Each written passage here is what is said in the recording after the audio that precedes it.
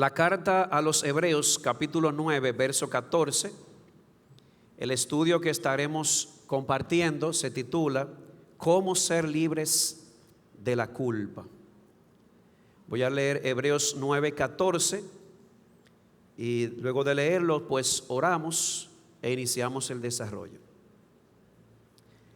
Dice así la escritura: cuánto más la sangre de Cristo, el cual por el Espíritu eterno se ofreció a sí mismo sin mancha a Dios, purificará vuestra conciencia de obras muertas para servir al Dios vivo.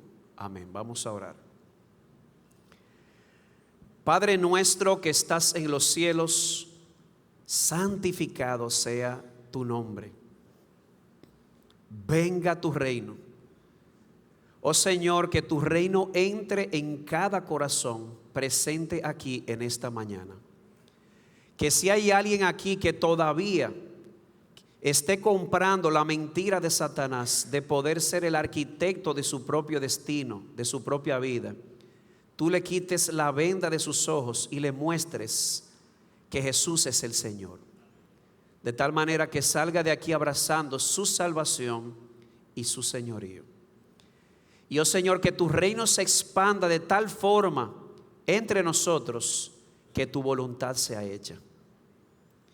Te rogamos, oh Señor, que tú sigas proveyendo para nuestras necesidades.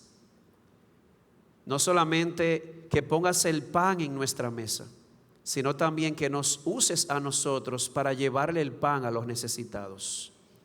Y de manera particular te damos gracias por cómo tú has suplido para las necesidades de vida. Ahora te rogamos, sigue supliendo por medio de la generosidad de tu pueblo. Te rogamos, oh Señor, que tú perdones nuestros pecados. Son muchos, son todos contra ti. Pero allí donde abundó el pecado, sobreabundó tu gracia. Oh Señor, que tu gracia nos abrace. Y que podamos extender esa gracia y esa misericordia hacia otros. De modo que otros puedan entender, creer que en ti hay perdón para que tú seas reverenciado. Y te rogamos, oh Señor, que tú nos guardes del maligno. Que tú nos libres de vernos en una situación en la que el maligno pueda tomar ventaja de nosotros. Y te rogamos todas estas cosas porque tuyo es el reino, el poder y la gloria. Y te lo rogamos en Cristo. Amén. Amado hermano, piensa estas preguntas que voy a hacer. Piénsalas profundamente. ¿Alguna vez eso, solamente tú y Dios saben, yo y Dios sabemos, eso que nosotros hicimos, se reprodujo una y otra vez en nuestra mente, atormentándonos? En ese momento en particular, nos preguntamos cómo habrían sido las cosas si hubiésemos actuado de otra manera. En ese momento afloró en nosotros, surgió, creció un sentimiento de vergüenza, sobre todo cuando vimos que otros se enteraron de eso que nosotros hicimos. ¿Te ha pasado eso, hermano? Y ahora lidiando con la culpa y la vergüenza de que tú tienes ahora una cola que te pisen. Si la respuesta a estas preguntas es afirmativa, entonces tengo para decirte que estás lidiando con la culpa. ¿Qué es la culpa? El diccionario Encarta define la culpa de la siguiente forma: es la conciencia de haber hecho algo malo o de haber cometido un delito, y esa conciencia viene acompañada de sentimientos de temor, de vergüenza y de reproche. De modo que si tu respuesta a las preguntas anteriores es afirmativa, estás experimentando culpa. Y hermanos, ¿saben cuál es la realidad? Todos nosotros hemos hecho lo indebido. Todos nosotros hemos dejado de hacer lo debido. Por lo tanto, no hay una persona en este auditorio que no haya experimentado culpa.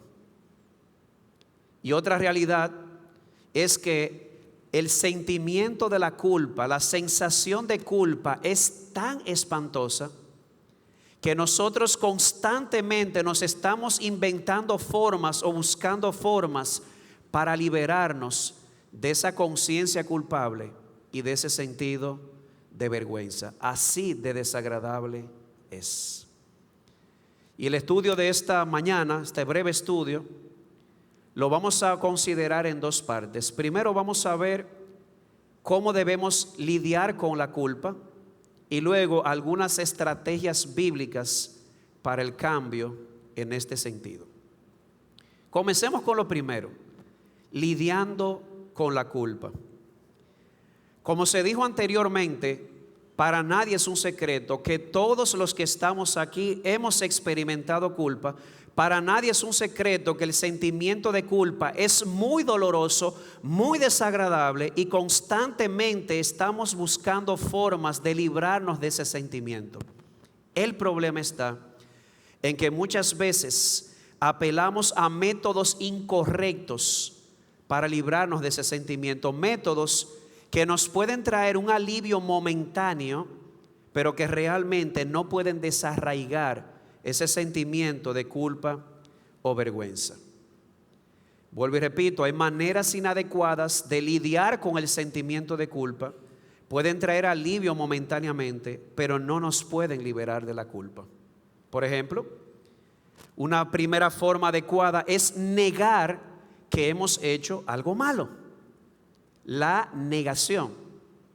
La lógica detrás de este método es: yo me siento culpable porque estoy viviendo bajo normas que me transmitió una generación anterior, la cual me dijo que ciertas cosas estaban mal.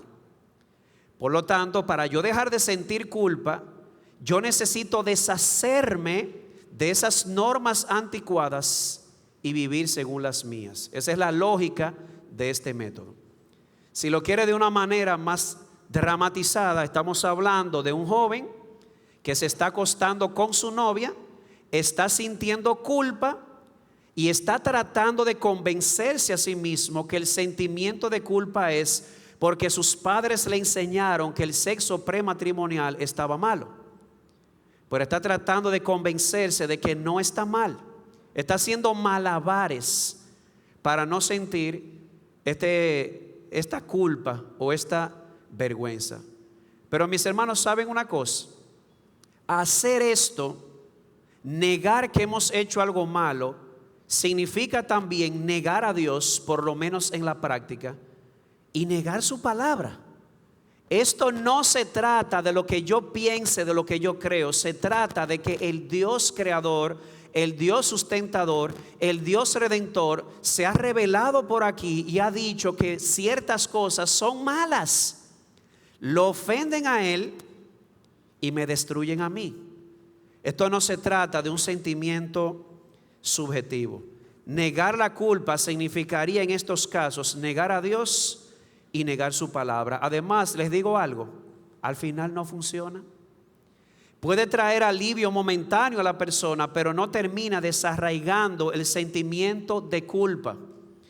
Al final la persona vuelve al punto de partida porque le ha comprado la psicología a Sigmund Freud del el id y el superego, de que es que me enseñaron que eso está mal, pero no está mal, y me trato de convencer a mí mismo, pero lamentablemente apelando a mi método y no el método de Dios, al final vuelve el mismo círculo.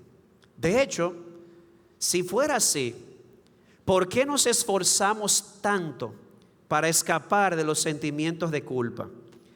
Si al final el sentimiento de culpa que tengo simple y sencillamente tiene que ver con una enseñanza anticuada, ¿por qué hay que afligirse tanto por algo que ni siquiera existe? De modo que esta es una hoja de higuera. ¿Usted entiende la referencia?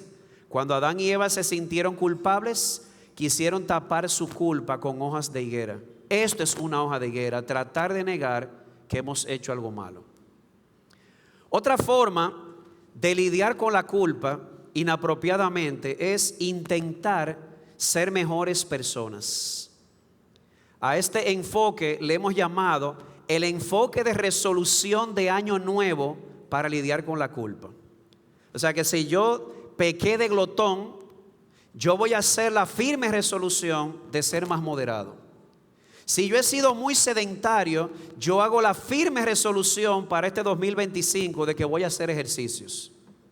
Si yo soy un desorganizado, yo hago la firme determinación para el 2025 de ser más organizado. Si yo suelo mentir con frecuencia y eso me hace sentir culpable, voy a hacer la firme determinación de decir la verdad, cueste lo que cueste. Si yo he sido esclavo de un vicio, yo hago la firme determinación en este año de no ver más pornografía, de no jugar más en ese casino, de no beber más, de no fumar más. Una firme determinación. ¿Saben cuál es el problema? Las determinaciones que tú hagas no pueden borrar lo que ya tú hiciste. Si tú haces una determinación de no hacer ciertas cosas malas, eso está bien. Pero lo bien que tú pretendas hacer no puede borrar lo malo que tú hiciste. Por lo tanto, esa firme determinación te puede dar alivio momentáneamente, pero no puede borrar el sentimiento de culpa. Otra forma inapropiada, compararnos con otros. Hay personas que tratan de convencerse a sí mismas de que no deberían sentirse tan culpables siempre y cuando haya alguien peor que ellos.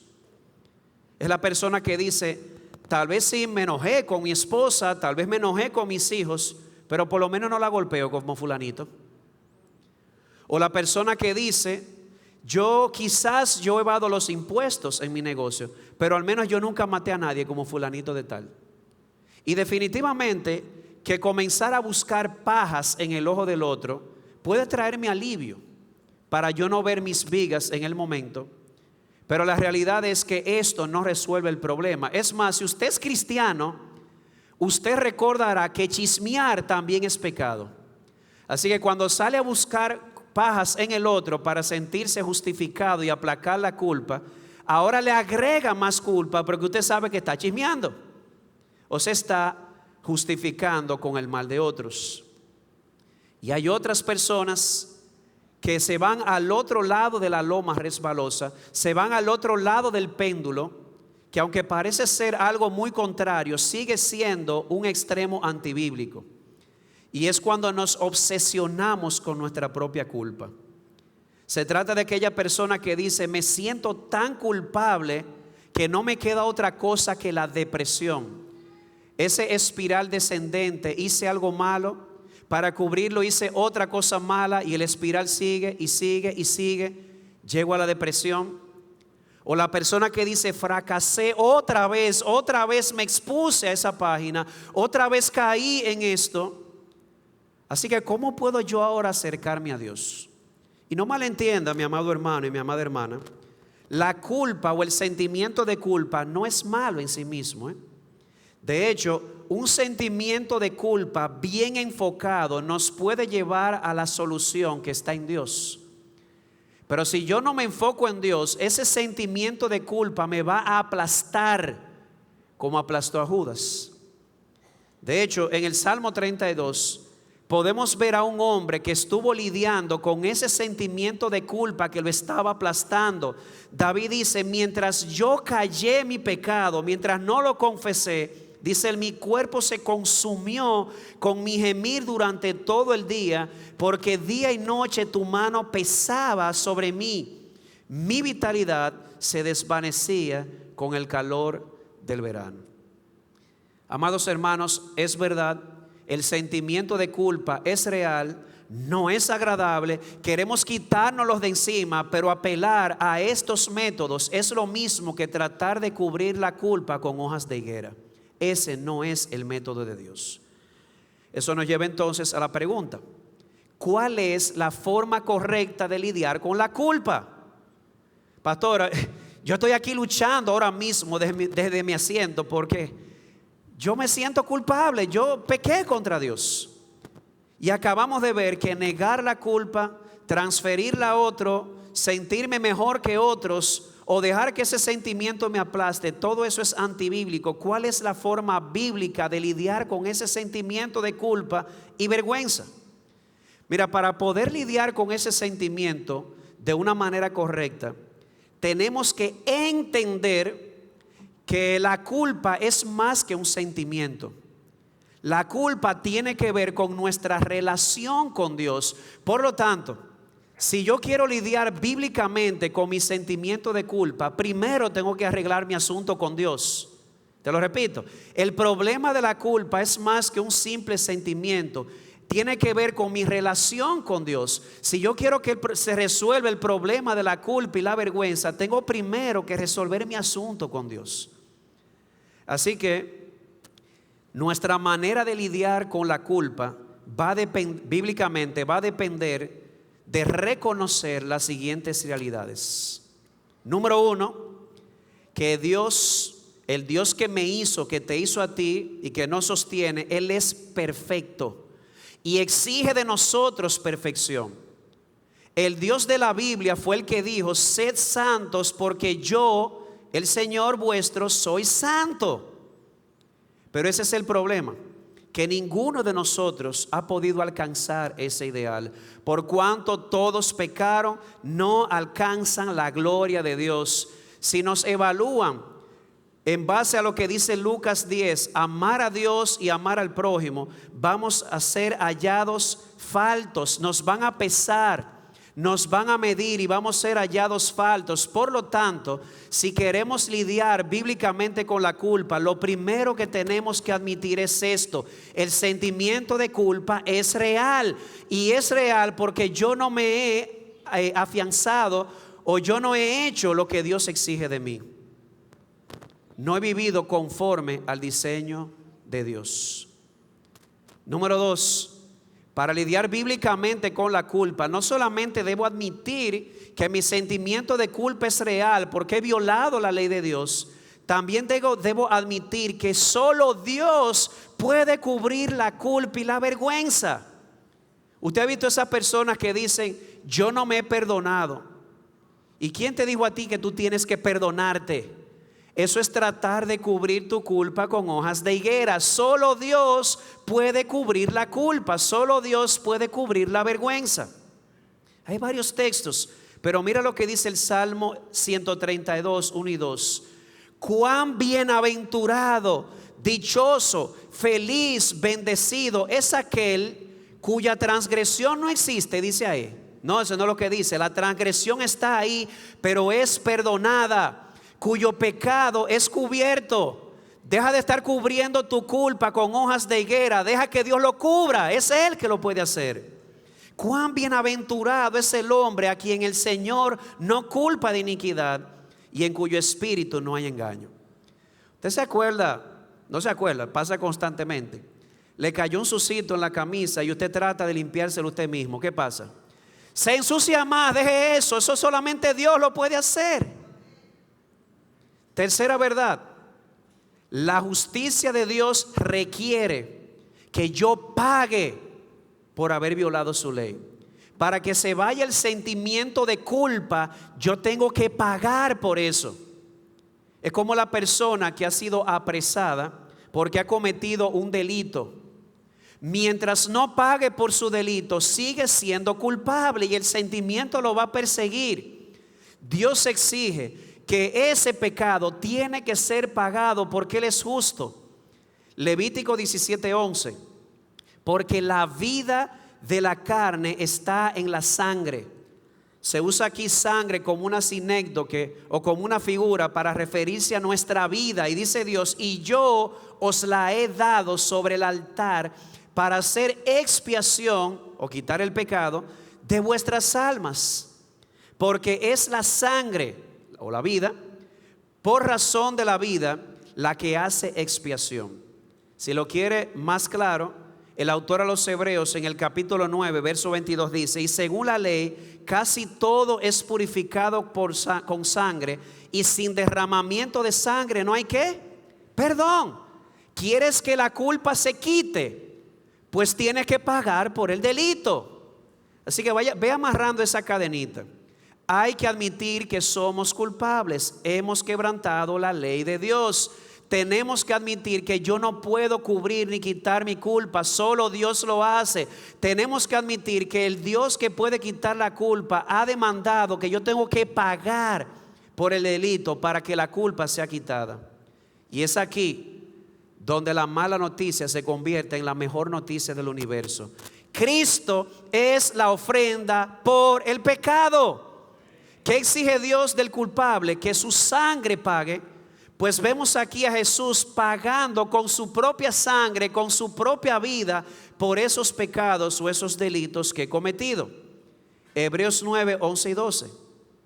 Cuando Cristo apareció como sumo sacerdote de los bienes futuros, a través de un mayor y más perfecto tabernáculo, no hecho con manos, es decir, no de esta creación, y no por medio de la sangre de machos, cabríos y becerros, sino por medio de su propia sangre, entró al lugar santísimo una vez y para siempre, habiendo obtenido redención eterna. Ahí estás tú sentado, dándole mente a ese momento en el que le dijiste algo totalmente fuera de lugar a tu esposa y la destruiste. Estás pensando y lidiando con la culpa por esa falta de respeto a tu esposo, por ese momento en que maltrataste a tus hijos y los expusiste a la ira o los provocaste a ira. Estás pensando en ese momento cuando maltrataste a tu empleado y te aprovechaste de él. Estás pensando en ese momento cuando metiste la mano en el bolsillo de tu jefe y le robaste o de su dinero o de su tiempo. Tal vez estás pensando en esa tarde lluviosa cuando caíste en adulterio y te acostaste con la mujer que no era tuya. Y todo eso llega a tu mente. Me siento culpable. Cristo pagó por eso. Cristo pagó por eso. Sí, al hacer todas esas cosas, estabas quebrantando la ley de Dios. Al hacer esas cosas éramos dignos de que Dios nos castigara, de que pagáramos con nuestra sangre porque era lo justo. Pero Dios puso a su Hijo y pagó por nosotros. Él pagó con su sangre. Isaías 53:5 dice: el castigo nuestro recayó sobre Él. El pago no se dejó de hacer. ¿Usted se dio cuenta? Alguien tuvo que pagar, pero pagó Cristo. Por esa razón es que, como decíamos al principio en el texto de inicio, lo único que puede limpiar la conciencia es la sangre de Cristo. La sangre de Cristo no solamente quita el pecado, dice Hebreos 9:14, la sangre de Cristo también purifica nuestras conciencias para poder servir al Dios vivo. ¿Alguna vez has llegado aquí y en el momento de servir a Dios, en el momento de cantar a Dios, en el momento de orarle a Dios, dices: ay no, yo soy indigno? ¿Te ha pasado eso? Te sientes frenado, no puedo servir a Dios, no soy digno. La sangre de Cristo limpia tu conciencia para que puedas servir a Dios con una conciencia limpia. O sea que si dejaste de servir fue porque le creíste más a tu corazón que a Dios, porque Cristo limpia la conciencia. Pastor, dígame, eso yo sé que la Biblia lo enseña, pero ¿por qué razón?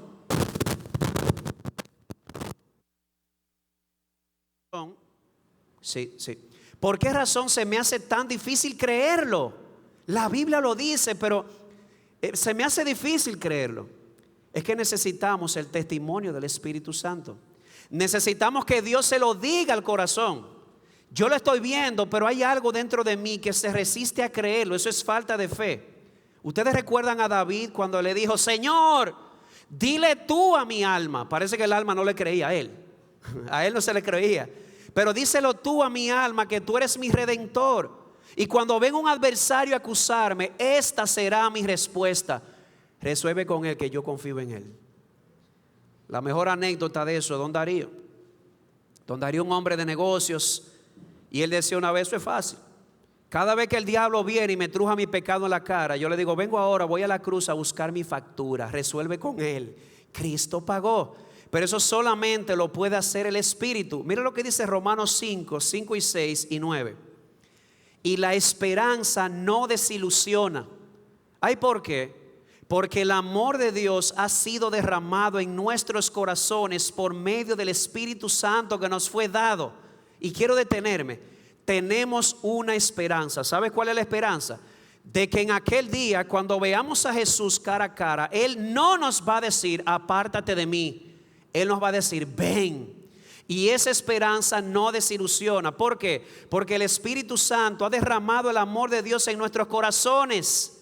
¿Y cómo lo derrama? Sigue leyendo. Porque mientras aún éramos débiles, a su tiempo Cristo murió por los impíos. Y dice el verso 9: entonces mucho más, habiendo sido ahora justificados por su sangre, seremos salvos de la ira de Dios por medio de él. Así que ahí estás tú luchando con la culpa y preguntando, ¿y Dios me ama todavía? Y viene el Espíritu Santo y hace así y levanta tu mirada y te lleva a la cruz. ¿Qué estás viendo en la cruz? A Cristo muriendo por ti y por mí cuando éramos enemigos. Y si Él hizo eso cuando éramos enemigos, ¿cómo nos va a tratar ahora que somos sus hijos? Mi amado hermano, yo creo a veces, y aquí estoy haciendo eco de John Owen, que hay ciertas preguntas que deben ser ofensivas para Dios. Señor, ¿y tú me amas después de lo que yo hice? Y yo me imagino a Dios desde el cielo, ¿cómo que si yo te amo? O sea, yo maté a mi hijo por ti cuando tú eras mi enemigo, cuando tú eras impío, cuando eras pecador. Y todavía tú preguntas que si yo te amo. Mi hermano, Dios te ama. Dios nos ama. El Espíritu da testimonio a nosotros de que somos sus hijos y de que lo que Cristo hizo fue eficaz para quitar la culpa y la vergüenza. ¿Y dónde yo aprendo eso? En la palabra.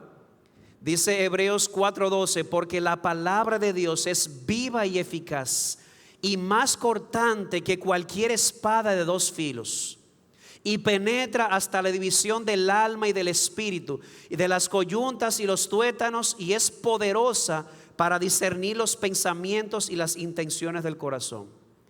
¿Alguna vez leyendo la Biblia sentiste el filo de la palabra de Dios atravesando tu alma? ¿Alguna vez leyendo la Biblia te sentiste culpable? Sí. Pues esperamos en el Señor que leyendo la Biblia también te convenzas de que Cristo pagó por eso. Esto no es A o B, A y B son correctas. Y la palabra de Dios es el instrumento, aunque la fuente es el Espíritu Santo, aquel que nos puede convencer.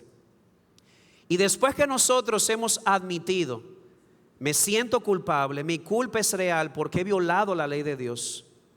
Después que hemos entendido, solo Dios me puede quitar la culpa o cubrirla.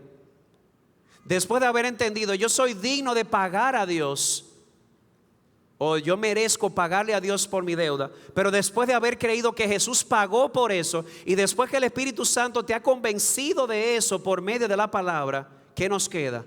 Libertad. En base a nuestra posición en el Evangelio, nosotros los creyentes podemos descansar con confianza en contra de las acusaciones de Satanás.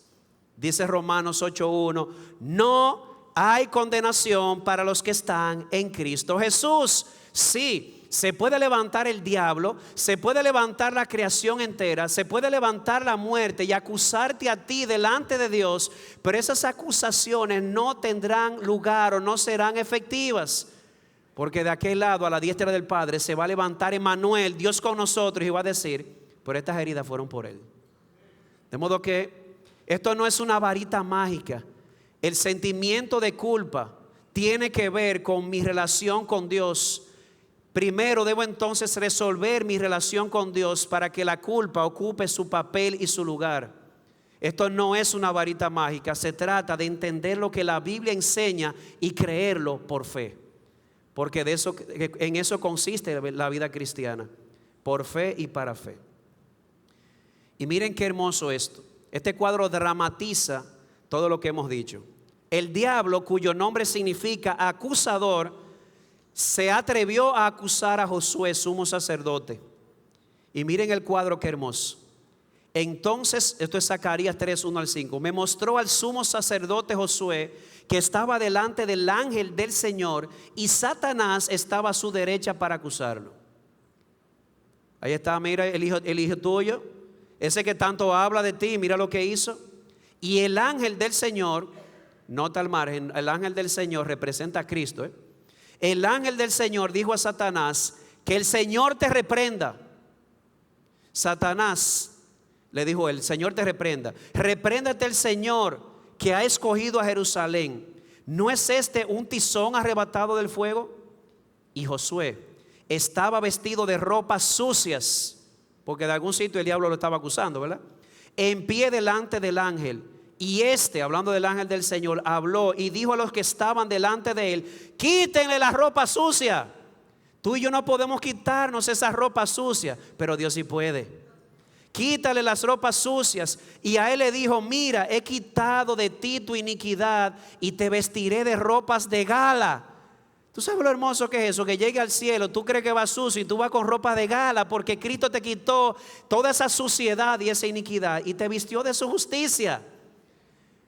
Después dijo que le pongan un turbante limpio en la cabeza, porque arriba de todo nos hace reyes y sacerdotes con él. Y le pusieron un turbante limpio en la cabeza y le vistieron con ropas de gala, y el ángel del Señor estaba allí. Mi amado hermano, eso es lo que necesitamos creer para lidiar con la culpa. Algunas estrategias para el cambio, y aquí vamos cerrando. Después de haber visto todo esto, ¿qué estrategias vamos a tomar para lidiar con la culpa? En primer lugar, confiesa tu pecado con libertad, mi hermano. No deberíamos tener ningún temor. ¿Por qué? Porque ya Cristo pagó, ya no hay condenación. Dice 1 de Juan 1, 8 y 9, si decimos que no tenemos pecado, nos engañamos a nosotros mismos y la verdad no está en nosotros. Deja de estar negando la culpa. Confiésala. Si confesamos nuestros pecados, Él es fiel y justo para perdonarnos los pecados y para limpiarnos de toda maldad. Te voy a decir cómo ese texto me liberó. Esto no estaba en el escrito, esto está ni en el pie de la página. Entiendo justo mencionarlo. 1 de Juan 1:5 me daba muchísimo miedo, porque dice, Dios es luz y el que quiere caminar con Él tiene que andar en luz. Y yo decía, bueno, pues yo estoy frito. Hasta que entendí que en el texto caminar en la luz significa andar en la verdad. Y la verdad en el texto significa que en lugar de venir con la mentira de que yo no he hecho nada malo, yo le confieso la verdad a Dios. Andar en la luz no significa ser perfectos o intachables. Andar en luz significa ser transparentes. Y si yo pequé, confiando en que Cristo pagó, ahora yo voy y le digo pequé y le digo nombre y apellido. ¿Cuál es el miedo? Ya Dios proveyó lo que necesitaba tu pecado para el perdón. Así que confesemos nuestro pecado. Segundo, aprendamos a manejar la vergüenza. Y esto es un tema muy relacionado con la culpa. La culpa es algo que yo siento por lo que hice. La vergüenza viene porque yo sé que otros ya se han enterado de lo que yo hice. Un criminal puede pagar por lo que hizo, pero cuando sale de la cárcel todavía sigue experimentando vergüenza. ¿Te ha pasado eso?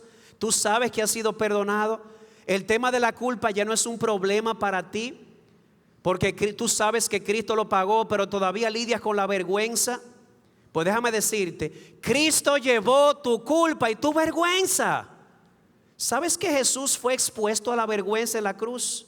Llevó tu culpa, expuesto a la vergüenza, para darnos herramientas para lidiar con la vergüenza. Dice Hebreos 12:2, puesto los ojos en Jesús, el autor y consumador de la fe, quien por el gozo puesto delante de él soportó la cruz, menospreciando la vergüenza, y se ha sentado a la diestra del trono de Dios. Mi hermano, mírame, mi hermana, recuérdale a tu alma que Cristo pagó por tu pecado y que Cristo cargó con tu vergüenza. Y cuando te vengan a acusar, recuérdale esto a tu alma: tu identidad no está definida por el pasado. Tu identidad es definida por tu unión con Cristo. Si tú estás en Él, se puede decir de ti que tú adulteraste, se puede decir de ti que tú mentiste, pero tú eres un hijo de Dios porque estás en Cristo. Tercero, acudamos a la Biblia para hallar guía. ¿Por qué? Porque hay veces que nosotros sentimos culpa sin ser culpables. Así ha llegado el pecado a afectarnos. Tenemos la idea de que si yo soy pastor y me caso, estoy pecando porque la tradición me enseñó que un ministro no se puede casar. ¿De dónde sacaron eso? Yo no sé, pero de la Biblia no fue. Así que usted agarra un Martín Lutero, que era soltero porque era sacerdote, un día vio, pero yo me puedo casar, a mí me hicieron sentir culpable innecesariamente. La luz, en la luz de Dios veremos la luz. Dice David en el Salmo 19, 12 al 14, ¿quién puede discernir sus propios errores? Absuélveme de los que me son ocultos. Guarda también a tu siervo de los pecados de soberbia, que no se enseñoreen de mí. Entonces seré íntegro y seré absuelto de gran transgresión. Sean gratas las palabras de mi boca y la meditación de mi corazón delante de ti, oh Señor, roca mía y redentor mío. Necesitamos que la palabra de Dios nos ayude a discernir nuestros errores y nuestros pecados, aun aquellos que nos son ocultos. Número 4, sigamos pidiendo perdón. Pastores, que volví a ver otra vez esa página anoche. Ajá, ¿y qué tú vas a hacer? Te vas a alejar de Dios. Lo peor que tú puedes hacer ahora es alejarte de Dios. ¿Qué hago? Vuelve a tu padre. Vuelve a tu padre y pídele perdón. Es que yo me siento que soy condenado. El pastor Arocho, ¿te recuerda lo que decía? Pues deja que él te lo diga, no te lo diga tú, porque te puedes estar engañando. ¿Cuántas veces viene un hijo nuestro a pedirnos perdón por algo que ha hecho una y otra vez? ¿Y qué hace el padre? Se me va de la casa. No, eso no es lo que el padre hace. Lo corrige y vuelve a tener misericordia. Y si eso no somos nosotros que somos malos, ¿cuánto más nuestro Padre? ¿Tú sabías que tu padre y mi padre es lento? ¿Tú sabías eso? Él es lento para algunas cosas, lento para la ira, pero grande en misericordia y verdad. No se aira con nosotros por siempre.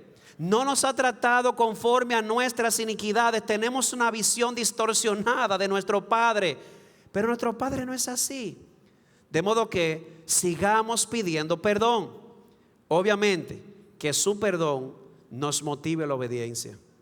Porque después de Juan decir, si confesamos, Él nos perdona, agrega inmediatamente, estas cosas les escribo para que no pequen más.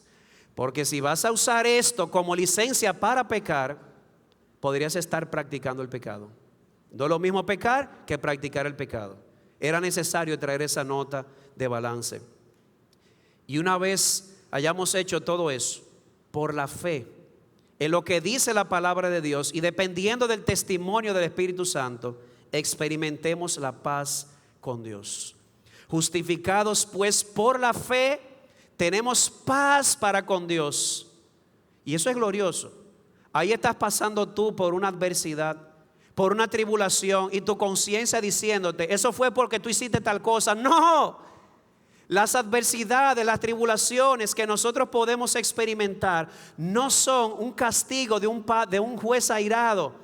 Es la mano amorosa de un Padre que nos ama y que no ha terminado con nosotros, que comenzó una buena obra y la va a terminar. Eso es que Dios está airado conmigo. No, la ira la absorbió Cristo. Ahora tú estás en paz con Dios y Dios contigo. Tú tienes que creerlo porque la Biblia lo dice. Y si no lo crees, entonces no vas a lidiar correctamente con la culpa. En conclusión, ¿de qué nos sentimos culpables ahora mismo? ¿De qué? Sea lo que sea, pidámosle perdón a Jesús y escuchemos estas palabras. ¿Sigues sintiendo la carga? ¿No sabes cómo quitártela? Escucha ahora a tu Salvador. Venid a mí todos los que estáis trabajados y cargados, y yo os haré descansar. Llevad mi yugo sobre vosotros y aprended de mí, que soy manso y humilde de corazón, y hallaréis descanso para vuestras almas. Llévale tu culpa y tu vergüenza a Jesús. Y qué tremenda oportunidad. ¿Tú sabes lo que es la mesa del Señor? John Stott le llamó a esta ordenanza el evangelio dramatizado. Lo que enseñamos con palabras, aquí lo estamos proclamando, pero de manera ilustrada. Cuando tú comas del pan, recuérdale a tu alma, esto simboliza que Jesús partió su cuerpo en la cruz para llevar mi culpa y mi vergüenza. cuando bebas de la copa, recuérdale a tu alma. Esto simboliza la sangre de Jesús que fue derramada para el perdón de mis pecados. Recuérdale a tu alma, hermano y hermana, que si hoy estás aquí, a pesar de todo lo que hemos hecho, lo debemos a una sola cosa: la gracia de Dios en Cristo. A Él sea la gloria. Vamos a orar. Te damos gracias, Señor, porque tu palabra es viva y eficaz. Hemos sentido una vez más su filo penetrando en nuestros corazones. Y no solamente revelando nuestros pecados, no solamente produciendo sentimientos de culpa en nosotros a causa de nuestro pecado, sino también que hemos visto el otro filo de tu palabra, dándonos la esperanza de que tú, oh Señor, tú cubres el pecado, tú cubres la iniquidad, tú quitas la culpa, tú llevas la vergüenza de todos aquellos que, conforme a lo que dice tu palabra y movidos por el Espíritu, han creído que Jesús murió por nosotros. Oh Señor, recuérdale tú a nuestras almas que tú eres nuestro Redentor. Te pedimos, oh Señor, que el Espíritu Santo eleve nuestras miradas todos los días a la cruz y nos recuerde que tú nos amas, que ese amor siga siendo derramado cada día en nosotros como el rocío de la mañana. Y te rogamos que al tomar de esta ordenanza, de este pan, de este vino, podamos recordar todo lo que Cristo hizo para nosotros hoy poder experimentar la libertad del Evangelio y poder decir: no hay condenación para los que estamos en Cristo Jesús. Agrádate también, Señor, en traer a salvación a aquellos que están aquí que no te conocen, pero que están aplastados bajo el peso de la culpa de su pecado. Muéstrales, oh Señor, que Cristo murió en la cruz para llevar su carga. Que salgan de aquí arrepentidos y creyendo que Cristo pagó. Que salgan de aquí justificados por la fe. Porque te lo rogamos en los méritos de Cristo. Amén. A creyentes y miembros de la iglesia local. Pero la iglesia local es una representación de la iglesia universal. Así que si hay aquí algún hermano de otra iglesia, le invitamos a que tome de esta ordenanza con nosotros. Y en unos minutos nuestros hombres estarán repartiendo los elementos para iniciar la ceremonia.